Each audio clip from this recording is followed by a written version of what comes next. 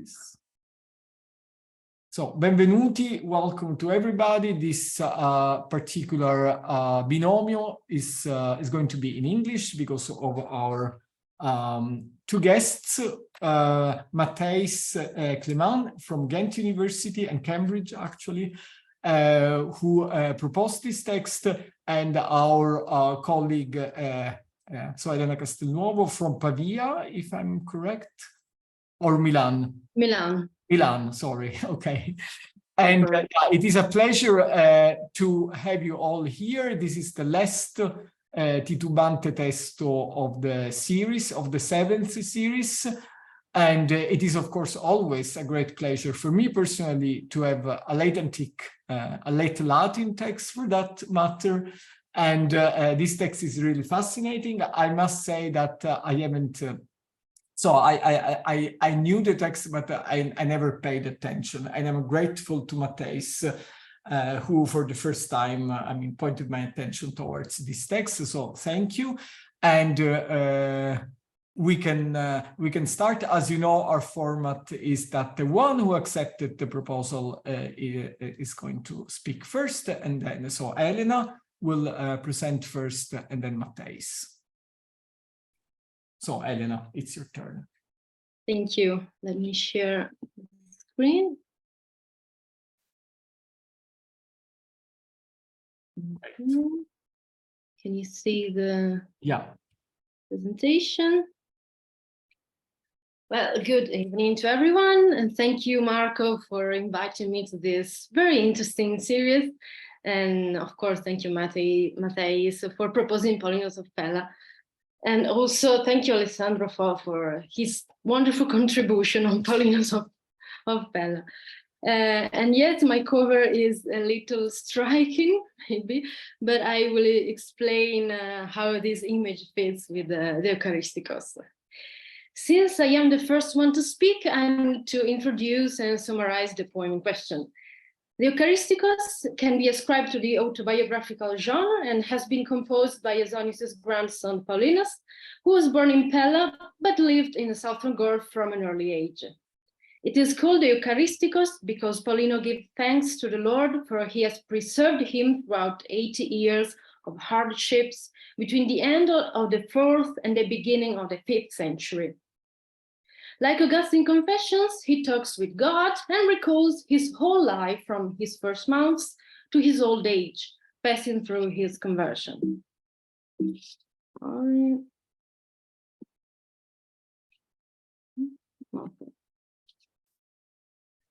First, he brings back memories of his infancy with its games under the tender gaze of his parents.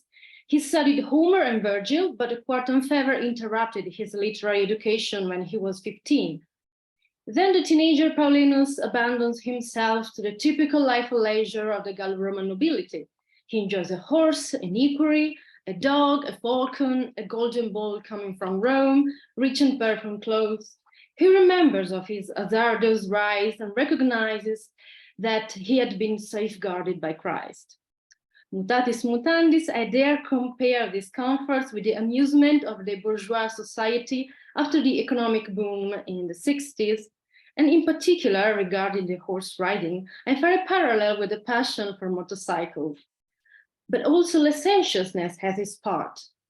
To draw his impulses away from free girls, the young Paulinus has sexual intercourse with maidservants in order to preserve his decency, his words. He generates a son, like Augustine, but he dies soon. At the age of 20, he is obliged to marry a woman from a noble family with large estates, so Paulinus becomes an industrious landowner, in this way assuring himself otia fida, guaranteed leisure, which he accurately describes in every detail, recalling once again the new status of the well-being reached by the boomers, comfortable vehicles included. Then misfortunes started happening. Paulinus's beloved father died, barbarians invaded the empire since 406 and damaged his tomos. His brother contested the father's testament. He eventually became the comes largitionum privatarum of the usurper Attalus. However, The end of the king's power marks the spoliation of Paulinus's goods.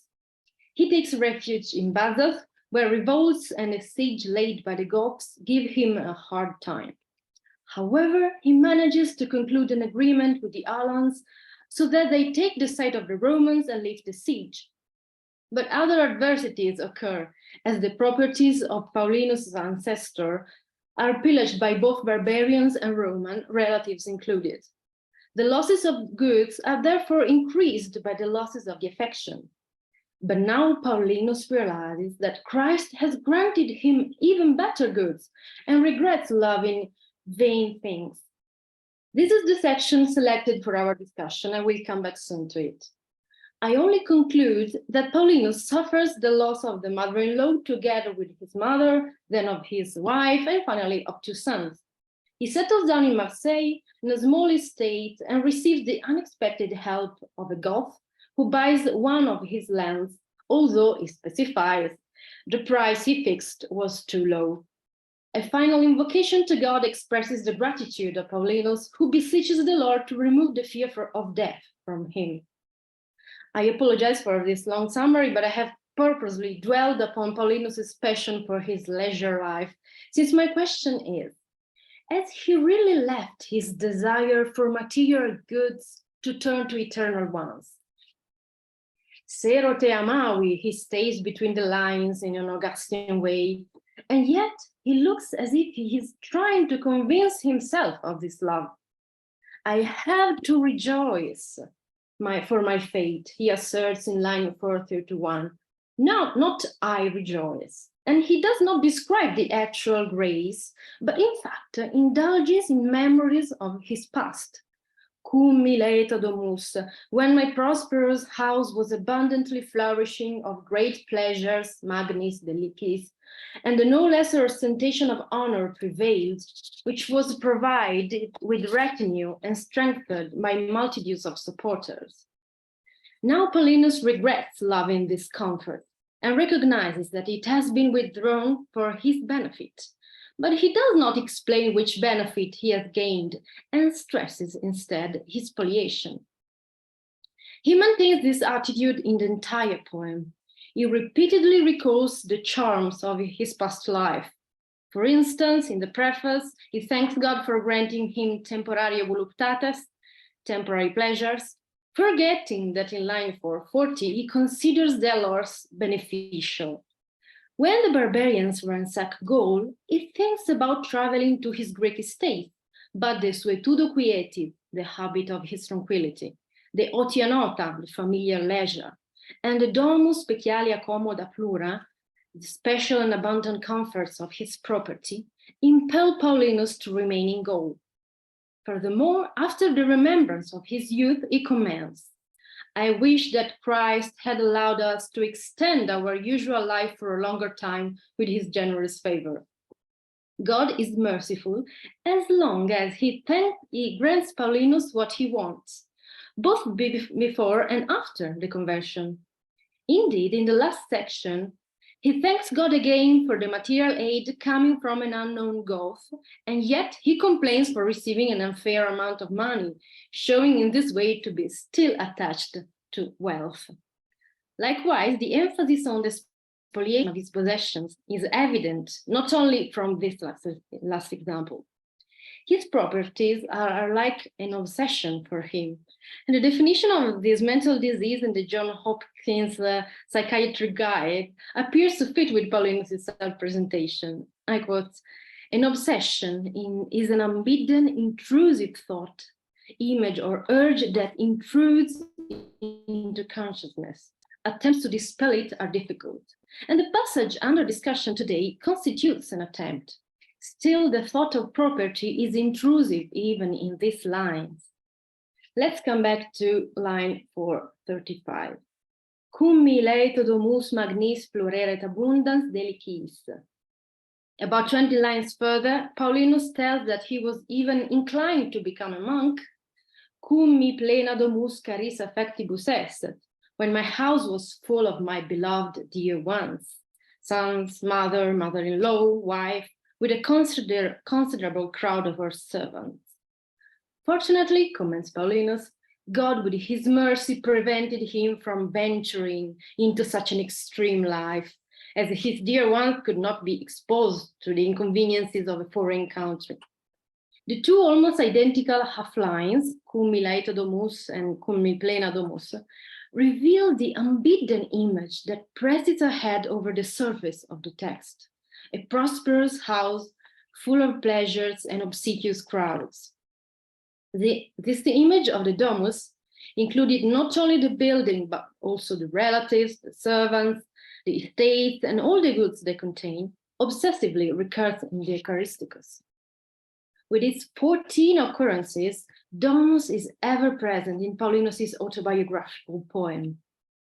It is the scene of his relations with his slave girls. Then it comes to signify the illustrious family of his wife and her large estates. But it is predominantly the well-arranged house with spacious buildings where Paulinus spent his happiest years, which he has constantly been trying to preserve from the attacks of barbarians, Roman, and relatives. When he goes to Marseille, he is in constant search of an appropriate home and reveals with a bit of pride that his house is still full of servants. After all, a Laeta Domus is precisely what Paulinus longs for in his Oratio. His authorship of this short prayer has been recently questioned by Franz Dolbeck, but Courcelle's arguments in support of Paulinus of Pella's paternity are more convincing, and I hope to contribute to this hypothesis with my following observations. First of all, the author's aspirations are perfectly attuned to Paulinus' Weltanschauung as it is expressed in Eucharisticus. In particular, the concluding lines read, "My wish is a prosperous house, an ascetic slave, a trusty companion, a polished attendant, an obedient wife, and children born to my dear wife, all joyfully tasting unbought meals." We immediately notice the perfect correspondence between the two expressions, Laeta Domus, in an identical position, which are unicum until Paulinus, and reveal once more his fixed idea. The catalogue of material goods in the Oratio is comparable to that listed by Paulinus to describe his wealthy status after the marriage in the Eucharisticus. In both examples, Paulinus presents his desires as lacking in ambition and is surrounded by food and slaves. Moreover, in both works, the members of his family play an important role in Paulinus' worldly happiness, so much so that he defines himself exul inubs celebs, exile, indigent, yet with many servants, and widower, when he moves to Marseille after his return to the Catholic Church. This is the second theme I want to touch upon. At the end of the proposed passage, Paulinus proclaims that he confessed his sins and began to follow a rule, probably without a complete commitment, non digno labore. Nonetheless, he was surely able to follow the right faith, recta servare fidem, errorum discendo vias per dogmata prava, learning to know the path of the errors along perverse doctrines, which now I condemn and reject together with the other faults. His refusal of the past sins is clear. Which these faults are is less perspicuous. Different heresies have been mentioned by scholars: Priscillianism, Pelagianism, and semi-Pelagianism, Arianism. The last one appears to be the most appropriate, since the period of distance from the Catholic Church coincides with Paulinus' service with King Attalus. Therefore, it is not surprising if he chose to embrace the religion of his sovereign for the sake of peace, as Arnaldo Marcone has already noted. Altai Koshkun has objected that conversion to Arianism would have entailed losing Roman citizenship. But we probably know with what accuracy the laws were observed in late antiquity, especially in the troubled times of invasions and usurpation in the 5th century Gaul. In fact, he was expelled from Bordeaux, and Arianism could be a reason. At any rate, I agree that the errores confessed by Paulinus are not necessarily connected with a heresy, but might rather allude to his dissolute life or even to misconduct in his office, as comes largitionum privatarum. Although the reference to the dogmata prava and the verbs reprobo and respuo sound like a formal condemnation of a specific belief. Nevertheless, what is most relevant is the absence of an accurate explanation. I mean, if Paulinus was really concerned with these things and consequently with his return to the church, why is he so vague about the dogmata prawa? And why does he confine his errors to a mention of a few lines? I suspect that this part responds to an apologetic need, probably related to the sanctity he met in Marseille, but in fact, his main concerns are different. After recounting his reconciliation with the Catholic Church, he immediately adds, "In that moment, my house was properly arranged as in the past, and I recognized that I could not renounce it anymore. And nonetheless, it was impossible to maintain that standard, given that my foreign property was reduced. The domus stands again as the center of gravity of Paulinus's thoughts." If we compare this position to that of his homonymous of Nola, we realize how a deep conversion leads to a radical change of life. In his letter to Ausonius, he curiously employs similar terms to explain to his former father that a totally new life has occurred. He has not fallen into error when he changed his life, for it is God who has inspired his mind. Since Paulinus of Pella has edited the works of Ausonius, he is likely to have read these words, and perhaps he echoed them, unconsciously or not. However, I am not interested in demonstrating an allusion, but I simply want to highlight the difference between the two conversions. Paulinus of Nola starts a radically new life by giving his wealth away and withdrawing from the world with his wife. Paulinus of Pella, instead, desists from an ascetic project and admits that he cannot abandon the luxury of his life. Talking about comparisons with other radical life changes, I leave apart Augustine as he is overquoted. I make a bold parallel with another poet who at a particular moment in his life confesses his sins and condemns his going astray from a life path. At the end of his purgatory, Dante is finally contemplating his beloved Beatrice triumphantly proceeding into the Garden of Eden when he tastes her harsh words that call him to repentance. After her death, Dante should have realized that all worldly things are incapable of fulfilling the promise they contain, and yet he had turned his mind to ephemeral objects of love. He confesses, "Le presenti cose col falso lor piacer volser miei passi. Worldly things led my steps astray with their misleading beauty." In his route until the top of the Mount of Purgatory, from the first encounter with Francesca to this last one, Dante has been striving to surpass the deceptive passions of his youth. And he has learned from Augustine that it is all a matter of love. The 3 cantos in the middle of the Purgatory are devoted to this central topic. Taking his cue from both Augustine and Boethius, Dante explains that love is the source of every act. The point is that our free will is not exempt from errors, since it depends either on the choice of the object to love or on the energy with which our love follows the right objects. And this is the root of the structure of the Purgatory. A wrongly directed love is punished in the Mount. To be sure, Paulinus of Pella confesses likewise that he regrets loving passing things. But in the case of Dante, this consciousness is achieved step by step, love after love. The 16th canto of the Purgatory contains the image of the newly created soul who knows nothing except that she gladly returns to her original happiness. She tastes first a little good and imagines that it is what she is searching for. The journey of the growing soul continues in the 4th book of the Convivio. Here Dante compares our souls to children, li parvuli, who first wish for an apple, then for a little bird. When they grow up, the bird is not enough anymore, so they long for a pretty dress, but the youth brings the urge for a horse, and next for a woman. Then they yearn for a limited wealth, then for great wealth, and so on.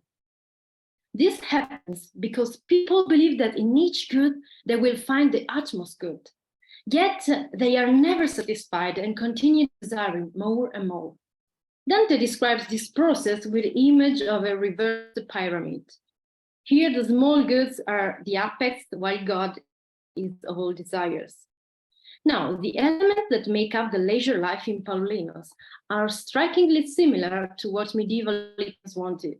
Apart from the apple, but Paulinus talks of an opulenta mensa, all the earthly goods that progressively attract Dante's parvoli make their appearance in the Eucharisticos.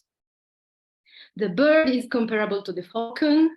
Then we can find the elegant dress, the horse, and even more than one woman. But opulence appears to be the most attractive good for Paulinus. God as well is mentioned throughout the poem, but he does not represent the highest among the desirable goods. For like a lab that Paulinus knows needs to be attached. He is not the end point of a long research in which every good is not enough for the desiring man. Paulinus knows that he should reach the utmost good, and at the moment of his return to the sacraments, he has experienced the peace of his desires. But in fact, in the rest of his narrative, he seems to be stuck in the partial good. His main concern is what I have alluded to at the beginning of my presentation, with the advertisement for a house in the 60s. Now solve your housing problem. To strike a blow for Paulinus, his housing problems were far more complex than those who were experiencing an improved economic status. For then, the barbarian invasions were only a matter for boring historians. So we have explored the key point of the domus that runs through Paulinus's little confession. His confession is not Augustine's profession of faith, but a simple confession of being a sectator deliciarum, a keen follower of pleasures. In this regard, it is tempting to highlight his shallowness compared to Paulinus of Nola, Augustine, and his spiritual depth. But I hope that I have instead aroused sympathy for this Gallo-Roman noble who simply wanted to live in peace and conversely was doomed to lose almost all of his estates in the dramatic period of the barbarian invasions. Thank you.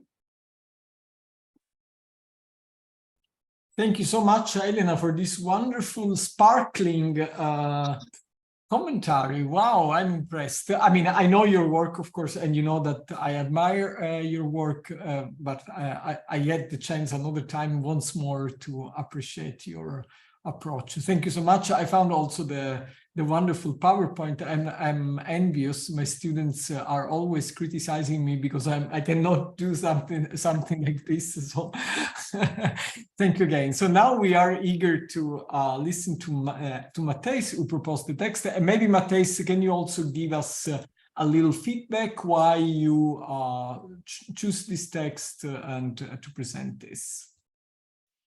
Yes, well, thank you very much for also Elena for this wonderful introduction. I hope that I will be able to make a few additions or to continue some points that you raised. And also thank you to Marco, of course, for the invitation and to Alessandro for being here and everyone else and for allowing me to do this in English. I will share my screen. So maybe first, why exactly this text? So why exactly this text? I think what interested me in the text is the oppositions, or what seem to be paradoxes between, for example, the wealth and what we normally consider a normal conversion story. And for example, but it is it is an interesting text because you can sympathize rather quickly with the main character because it's autobiographical, because it's someone who seems to expose his own life, but at the same time, there are also elements that seem to diverge from what you would normally expect in a Christian conversion story and in the Christian autobiographical text. And I thought it would be an interesting text to discuss here because it's something that almost immediately makes you reflect about the nature of also other conversion stories in late antiquity more generally. So to continue, in fact, on the strands of the Liza Domus and the wealth, it is really remarkable that this poem seems to be, on the one hand, an attempt to completely renounce the importance of property, and at the same time is still so much invested and interested in retaining material wealth. And we could further elaborate on that by also pointing to other apparent paradoxes in the poem. So, for example, the name of the author is a guess of modern scholarship, and in the Eucharisticus, in the preface, Paulinus even tells his readers that if they found anything in the poem that they could approve of, they should consign it to oblivion rather than commend it to memory. So that's here in the his preface, where he in fact asks not to remember him, which is of course interesting in a poem that is as an autobiographical poem, a poem of self-presentation, that there is simultaneously an attempt at self-effacement.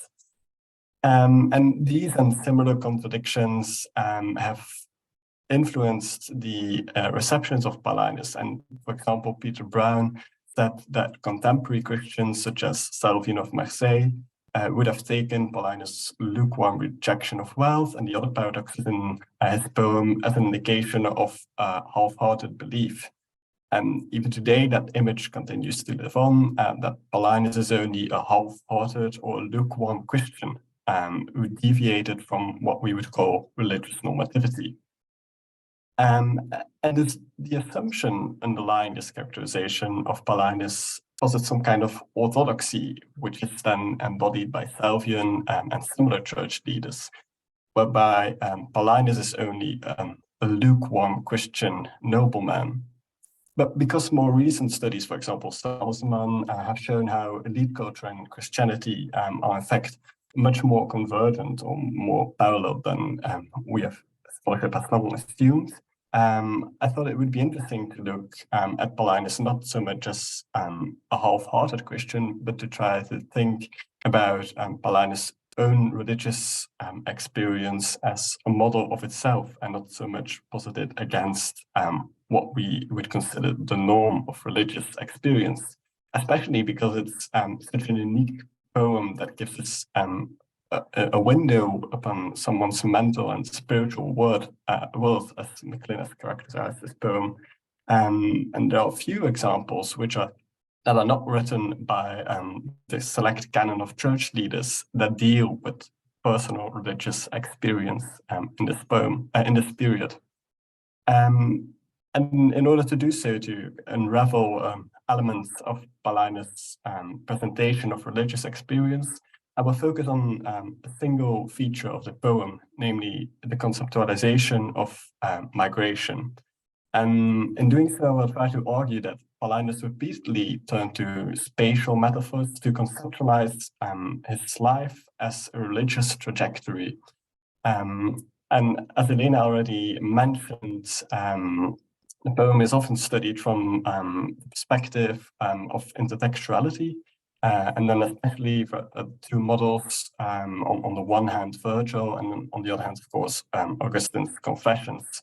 And especially the Confessions is meaningful because the Eucharisticus is probably the first preserved example of reception of the Confessions. And many of the earlier studies of intertextuality comparing Paulinus and Augustine have focused on elements of style and structure, but here I hope to show that we can also see how Augustine served as a model in terms of content for Paulinus. So earlier in the preface, Paulinus states that it is not pleasing to confess, so I believe that divine mercy lured me into striving after such solace, when I was for a long time in extended peregrinatio, languishing in the sadness of wretched odium. So Paulinus says that God lured him, Alexis, into a search for solace, affectando in Slovakia. rather than straightforwardly saying that God provided him with solace. And that resembles an element where Elena also mentioned that sometimes Paulinus uses a complex or formulates things in a complex way where he does not say immediately say God provided me with this, but he says that he wanted to do something or that something happened and turned out this way.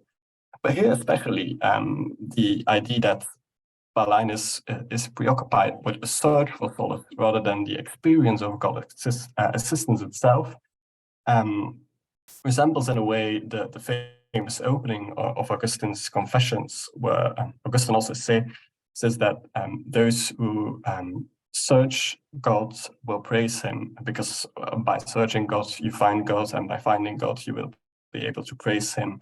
And then even strengthened by the fact that Paulinus here used the word confiteri, maybe kind of resonates with the use of Augustine's Confessions. But what I want to focus on here is the two words otium and peregrinatio. Elena also pointed to the importance of otium as a concept in Paulinus' poem. And in an interesting article on Paulinus' conceptualization of otium by Emanuela Colombi, she also suggested that Paulinus is at least partially influenced by the contemporary reconfiguration of the wider concept of leisure, of otium. And the fact that Paulinus describes himself as a farmer who is actively at work on his estate is, for example, interpreted by Colombi as an attempt to reconsider the leisurely life on a villa with a Christian disdain for idleness. And that's an idea that she compares with Paulinus of Nola, and I think that can be made especially the Clement 10 of Paulinus of Nola to Ausonius that was already mentioned, is an interesting poem to provide a different parallel than Augustine. But to focus now on the use of otium here, if that concept resonates with contemporary Christian thinking, then the other concept that is stressed as being especially important in Paulinus' conversion, peregrinatio, is maybe also an element that is not merely a biographical reference, but also had a more charged meaning and a more religious meaning as well.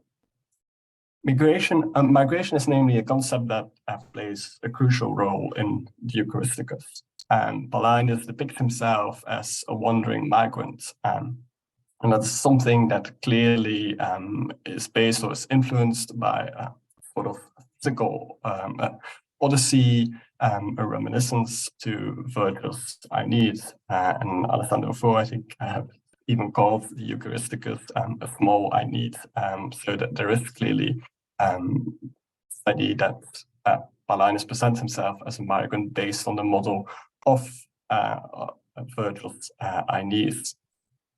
But the word peregrinatio has also made an important and interesting development in late antiquity, where it was no longer used to designate outsiders or foreigners as in the classical meaning, but from the 4th century onwards, it was more and more used in the sense of pilgrim.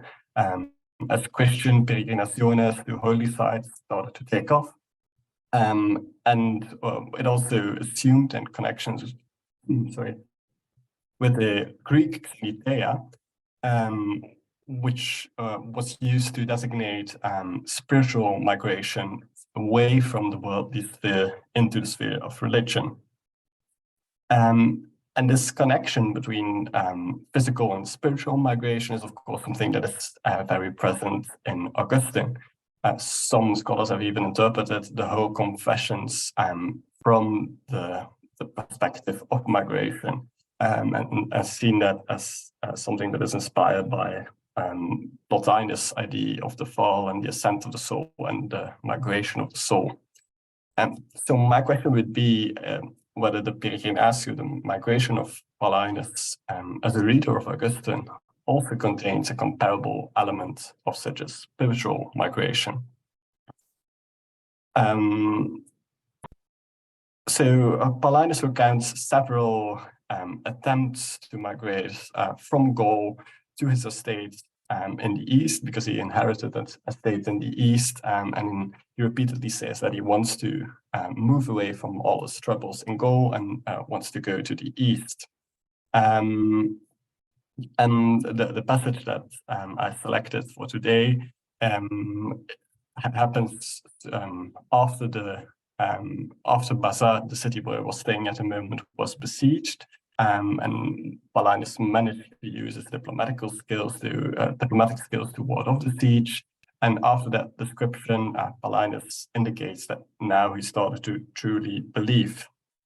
And so here again in this passage, he says that he wants to flee away from Gaul, which is actually his second attempt to flee. So that's verse 420. Next hero, meas proventes votas secutus.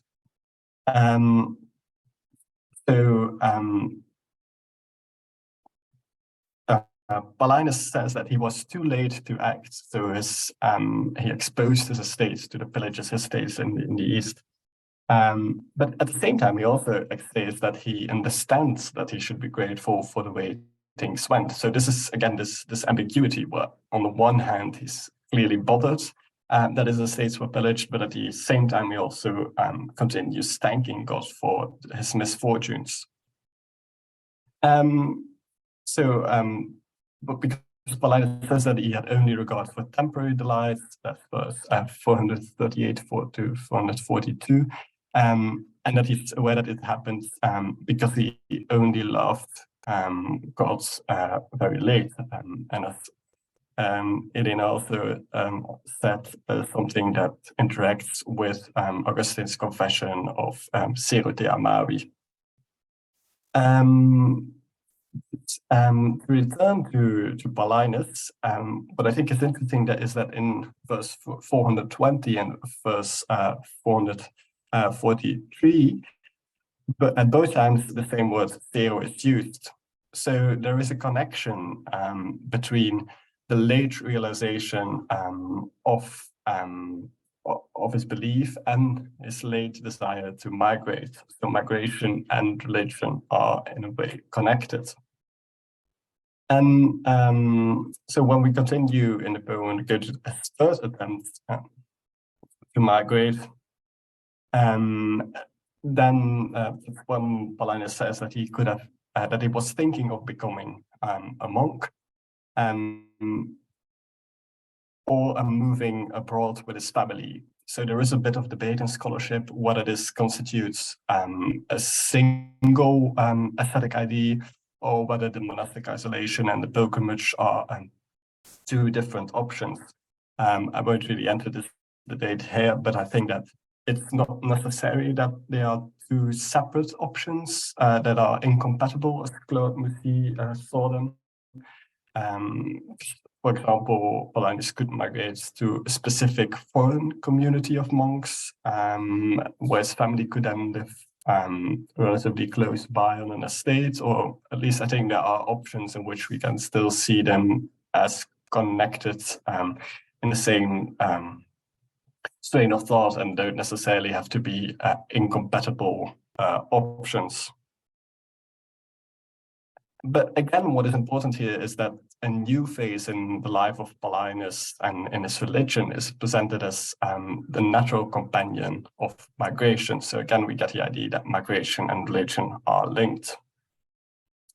But instead of this ascetic monastic life, Paulinus was guided by God himself about the Magna Manus Divina, to choose a life based on the age-long tradition of our church. And God achieved this through the advice of some holy men of Marseille, probably local spiritual leaders, maybe monks or so-called conversi. There's also a lot of debate about who this holy man could be. And then we get a passage that was already discussed briefly, where it says that errorum discendo vias perdurmata prava quae reprobans sociata alis nunc est culpis. So Paulinus in his course how he found his new Christian life by learning the roads of errores. And I think it's important that he does not really say that so the learning of the errores is in fact necessary to find his new religion. So again, we get this idea that migration is in fact a necessary step to come to the right religion.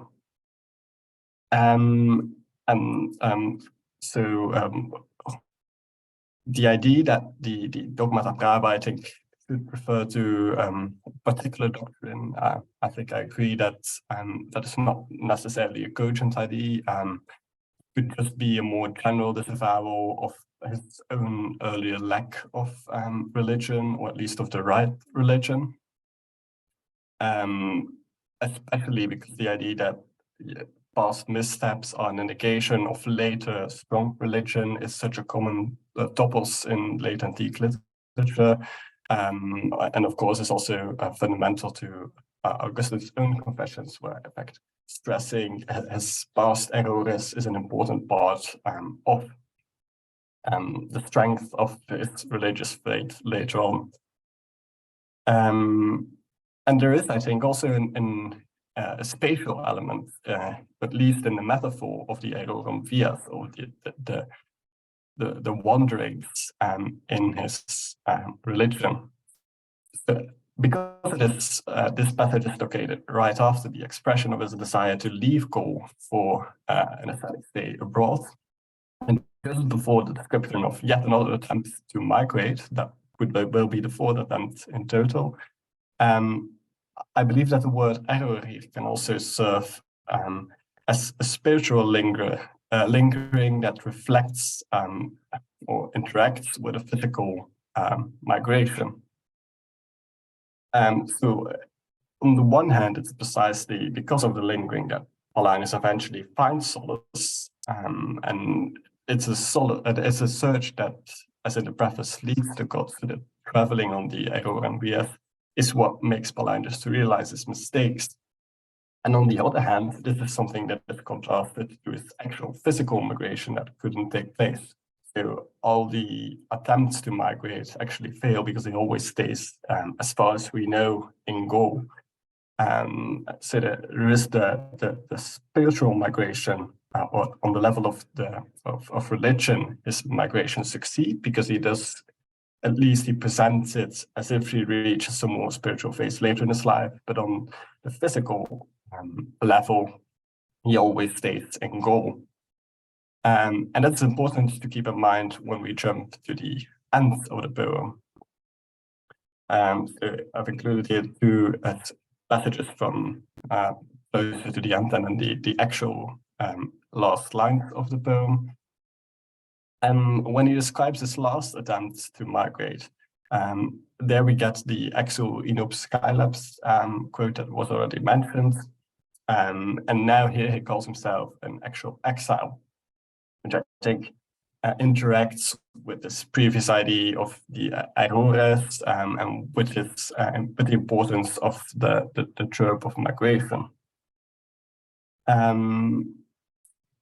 And in his confessions, Augustine describes how he was looking everywhere, but he could nowhere find a place to rest. That's Confession 7:7-11. So everywhere he looked, he couldn't really find God, and he couldn't find a place to rest. And Augustine says that because he was looking for a specific place, but he couldn't find God because God is everywhere.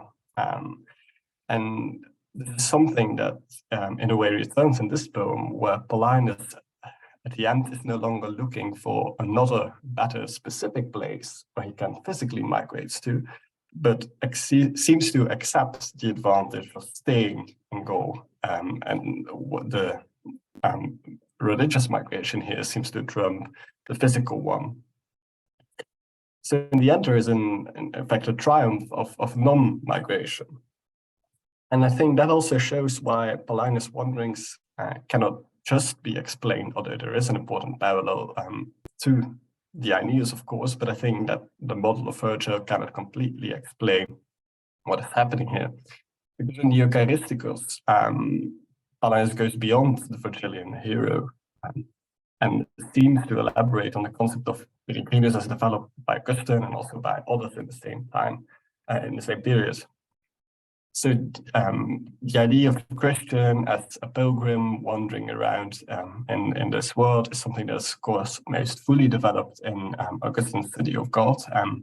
As far as I know, there aren't really any parallels between Paulinus' poem and the City of God, or at least no other scholars seem to have pointed to them. But it is also an idea that is already present in Augustine's Confessions. When Augustine's brother, for example, asks their mother Monica in her final hours whether she does not want to be buried in her fatherland, then Monica replies that she may be buried everywhere, as long as she is remembered at the Lord's altar. So there's also the idea that in the end, close to that, Monica realizes that the physical place is of no importance because God is everywhere. And in the end, everyone is a citizen of the Patria of God. And comparably, Paulinus' exile is, I think, not necessarily a failure to reach the longed for fatherland far away, but it's part of his salvation, in fact. And in this light, the images of Paulinus that accompanied reader throughout his poem, Paulinus as someone who has several fatherlands in the east and in the west, Paulinus as a perpetual exile, also calling himself an exile, and Paulinus as the failed migrant, always attempting to migrate but never being able to do so, interact with this idea that peregrinus on earth is a citizen of heaven. And I think this interpretation allows us to return to what in scholarship has long been perceived as contradictions in this poem and to see them in a new light.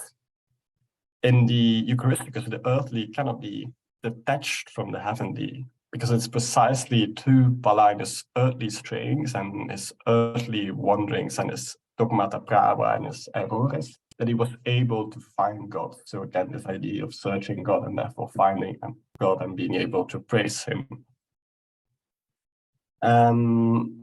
So now briefly conclude to allow for discussion.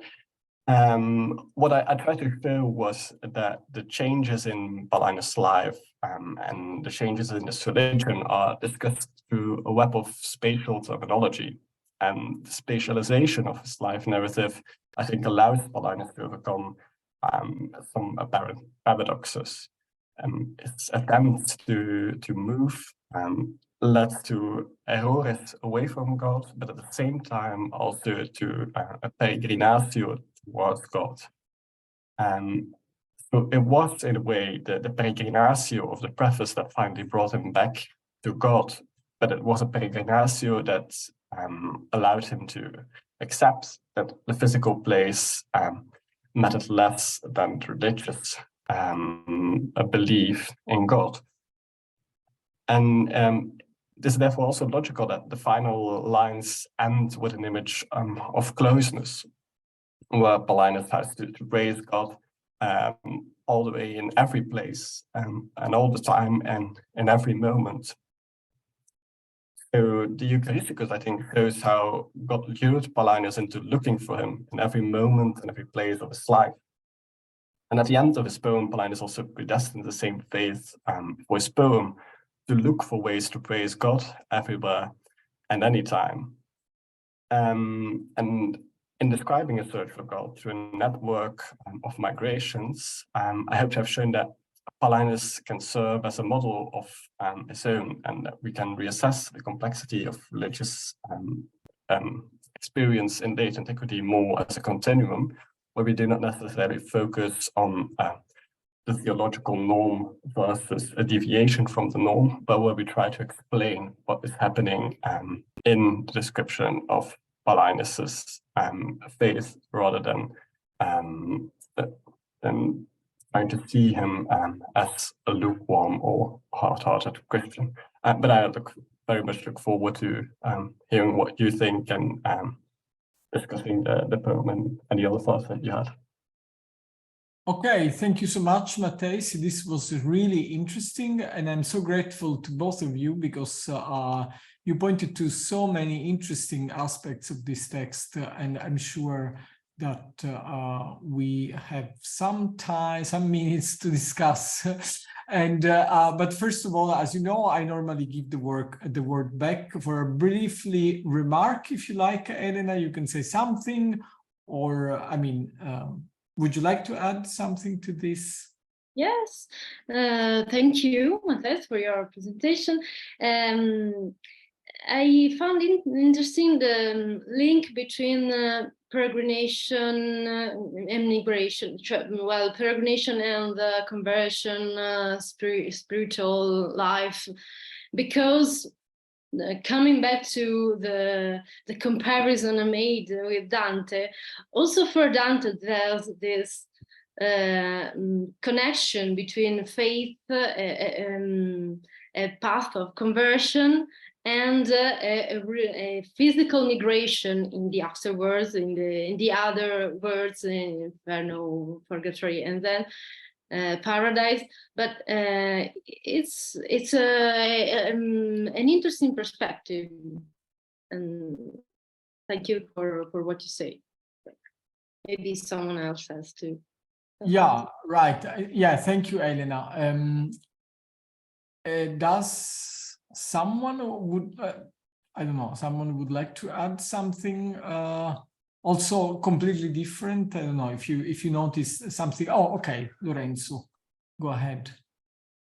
Yes, well, no, thank you so much, because I mean, it was all extremely fascinating and thoroughly enjoyable. About Dante,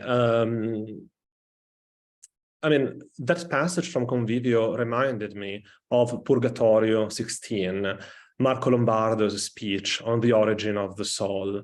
And it's a very similar passage. I think there are many similarities between Purgatorio 16 and that passage that you showed us of Convivio. So this could perhaps bolster your argument. It's just a further parallel. And about the passage about the penitentia and penance and so on, I don't know. Is there? I mean, can that passage that can today's passage be taken as any evidence, maybe, that Paulinus did undergo official penance? Because in late antiquity, penance was a very public matter, right? It was thoroughly regulated at a legal level, and it was someone could only be a penitent only once in life. There was a whole set of rules to be followed and so on. I mean, am I reading too much into that, or there is some possibility to see this as an extra element, as a further nuance in Paulinus's life? Yeah, I don't know, unless you want to answer, Elena, but there are two articles by Testi, who argued that it be seen as a model of actual penance. But yeah, that is also disputed, because there's not really a smoking gun where you can really say that it is a clear example, but definitely seem to play with these ideas. So that's certainly a valid point. Nice, thank you. I didn't know that. Maybe I'll ask you for the references then. I'll put them in the chat if that's good. Yeah. Okay, thank you. I don't know if Elena would like to say something to this. Otherwise, guys, let me know, because we have a couple of minutes left if you want to say something. Yeah, let's see if Elena, I don't know if you want to react to what Lorenzo just said. No, just a brief remark. Yes, I just hinted at the anima simplicetta che sa nulla, the newly created soul, but just hinted at it because they are the central cantos of Purgatory are centered on this topic, and Dante has already talked about this in the Convivio. Yes. Okay. Yeah, then I missed out on that reference. Yeah, there is a lot of Dante here. So, okay, I have two, Nina and Anna Chiara. I don't know who is first. Yeah, Nina. Yeah, okay. Nina, go ahead. We can't hear you. You have two.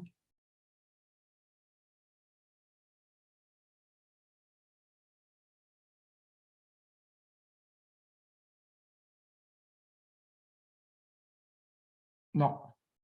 Maybe we can start with Anna Chiara then, if there is a problem with the audio. Or are you? It's strange. It doesn't work, Nina. We can't hear you. Yeah, try to. Yeah, okay. Anna Chiara.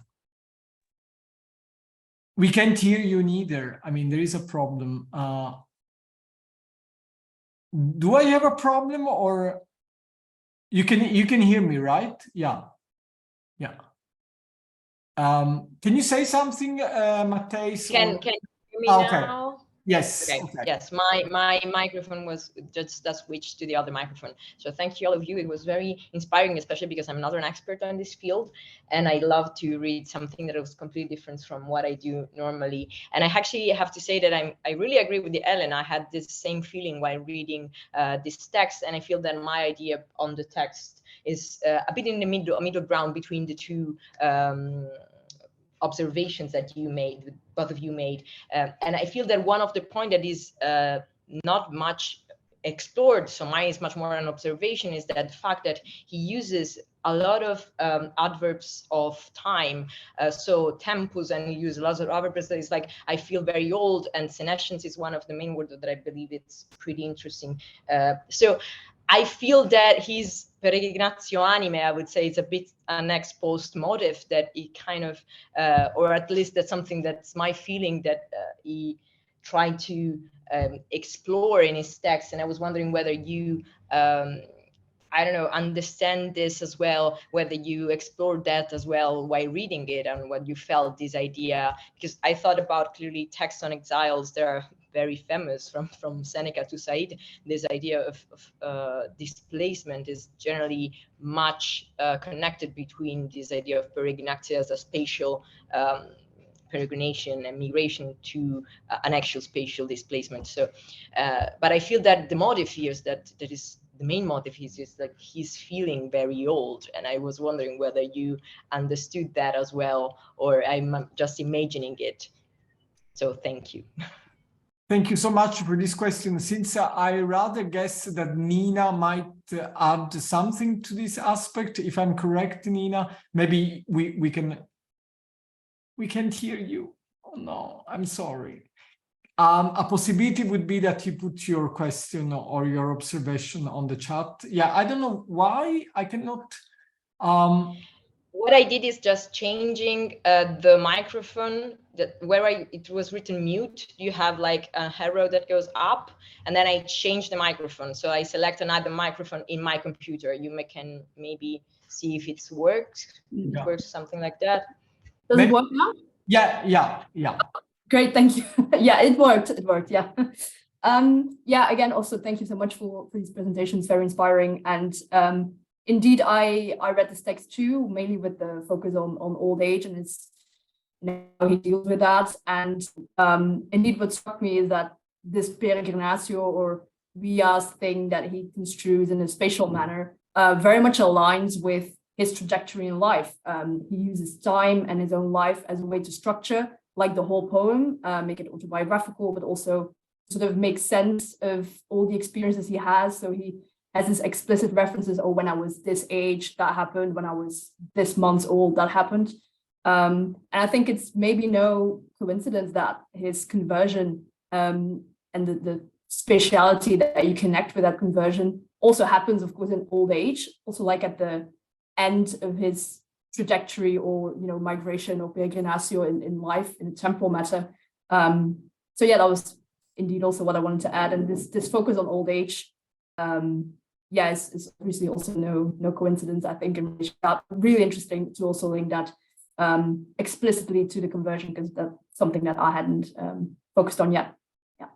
And I'd like to add something too, and then you both can react to that. I like very much the idea of this atmospheric displacement, right? I mean, the change, the radical change in, I could say local versus atmospheric. Like, this is a very interesting point, and of course, given my current research on eco-criticism, this is wonderful. Like the environment is taking a certain agency, right? I mean, this you cannot identify a single spot, a single place. Thus, you are annihilating yourself in a way in the all. I mean, I find it is very. It's a very poetic idea, first of all, and then I mean, there is this sense, this triumph, let's say, of the environment. Of course, I realize that this is very much implicit. I mean, there is not a treatment in Paulinus, but it would be interesting to also follow this. This idea. I mean, as you showed us. Matthijs and Elena, do you want to say something to those? No, yes, thank you very much. I think that age and time is really important to this poem. And I haven't really explored it in much detail, but it clearly has to do with the more literary structure of the poem by using kind of almost literally a description of life from birth to death. And that's also something that really fascinates me in the parallel with Paulinus Clement to Ausonius. Because that also ends with a description of that he will continue to love Ausonius until the moment he dies. And it's, yeah, I just find it fascinating that you can end a poem about your own life with your own death, which is actually already a foreshadowing, but at the same time, it's also an expression of that you find some kind of spiritual rest and certainty in old age, because you know that nothing will change anymore, because it can't be incorporated anymore in the fixed version of your own life. But yeah, that's just a brief reflection. Elena? Yes, I can just add that there's a last migration that Paulinus quotes at the end of his Eucharisticos, which is the migration from life to death. And he's, I think he's scared about this. And it's also interesting to look into this as a kind of migration, because he asks God to help him, to assist him. So in this discourse, I think it can be useful. And my questions remains. My question about the real commitment of Paulinus as he really had experienced the real spiritual peregrination. Maybe yes, but I don't know. Yeah, if I could maybe just quickly jump on that. Well, I think that the difficulty is also that it's so.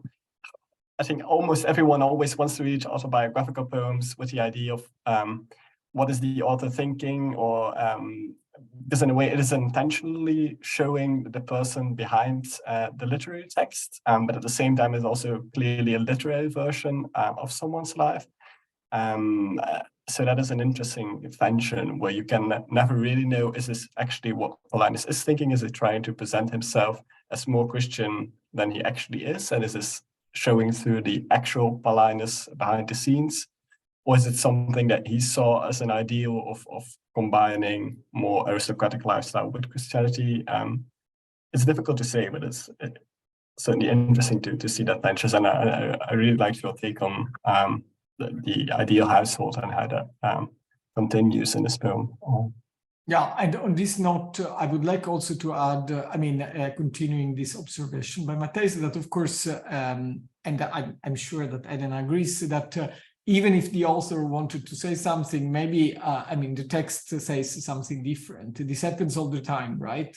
That we are surprised that certain authors are arguing for certain things, while we might expect, and we will never know actually whether the author was consciously arguing or affirming something, and on the other hand, but the text follows its own path, and yeah, it might communicate, and this is of course the interesting thing about presenting this close readings exercise, as we do all the time here at Titubanti Testi, and also of course beyond that, that you always discover something which is not to attribute to the intention of authors, and the texts always have a surplus of meaning, and they produce different meaning. Maybe we are, I'm totally convinced, Elena, by your observation. This is so clear that there is this problem. So, but maybe we don't need to ask, and we don't need to wonder whether it was Paulinus or not. I mean, this is... Yes, I understand. Yeah. I just looked into the text and tried to find something. Of course, yeah, I know you did. Yeah. Just to be, I mean, to close the discussion. Okay, thank you so much. I'm really glad that we accomplished this 7th series of the Titubanti Testi with this wonderful text. And as I said, everybody's invited, and please tell your friends, your colleagues, if they want to present something within this particular series. Titubanti Testi 8 will be starting from late September, actually early October, and we'll go through Christmas, and then again the Titubanti Testi 9. I mean, I'm following the planning of my university, of the semesters of my university at UGent. Okay, have a nice summer. Let me know, let's stay in touch, and I wish you all the best. Thank you so much, Matthijs and Elena, for having discussed this text. Thank you, Marco. Thank you to everyone. See you soon. See you, everyone. See you. Ciao.